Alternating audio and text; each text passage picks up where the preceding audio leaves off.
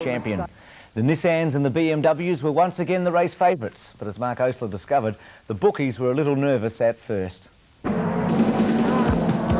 weekend got off to a bumpy start for Nissan when Jim Richards went for a play in the sandpit on Saturday.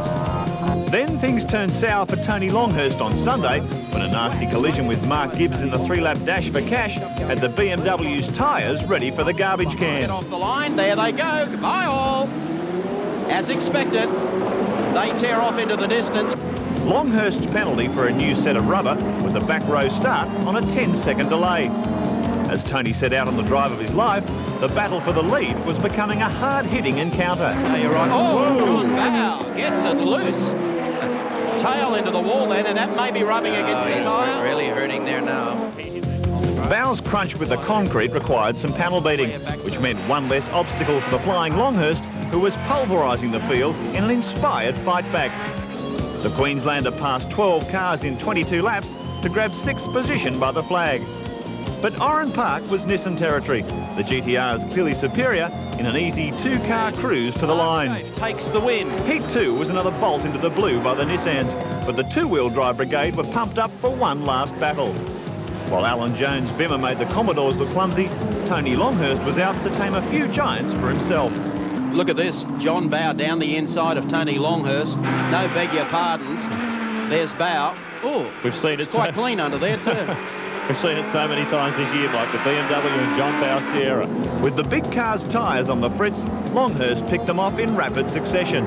But for Larry Perkins and Peter Brock, the Holden honours were still on the line. They're playing with fire here. They're playing with fire here. It's exactly what we've seen happen earlier. You have to have the real estate in front of you to make a move like that. The flying Longhurst claimed Seaton for 4th place to wrap up 3rd in the championship, but the title belonged to Nissan and Mark Skaife, the 25-year-old becoming Australia's youngest ever touring car champ.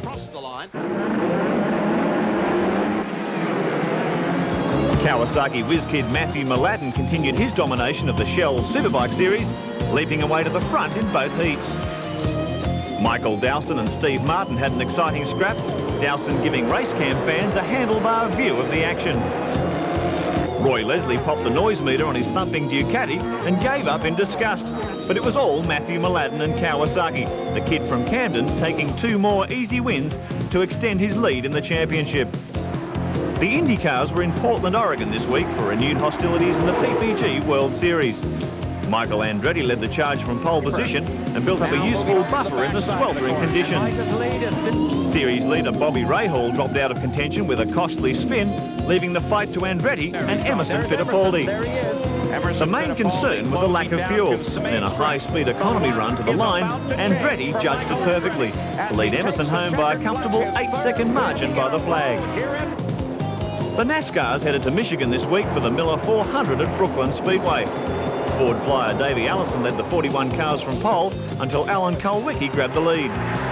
Ernie Irvan caused a restart after bending his Chevy into the wall in the opening lap. Kulwicki, Mark Martin and Allison formed the leading pack at the green flag, but Allison's superior race speed had the Haviland Ford back in front and sprinting away.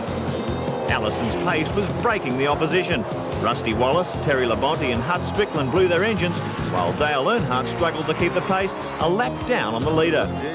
Harry Gant's spin brought the yellow flags out once more, but there was no touching Davey, a crushing return to his early season form in a year of ups and downs.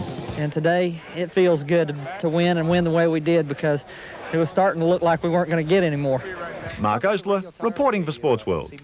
Well, Davey Allison said it feels good to win. Just ask Mark Skaife, 25 years of age. Lines that make all other refrigerators look prehistoric. Soft line from Fisher and Paykel. The capping decision, which requires it to add extra weight to its cars, is not only unfair, it's also unsafe. Mike Raymond explains. There was no shortage of V8 supporters to welcome the new generation Falcon and Commodores back to Bathurst today.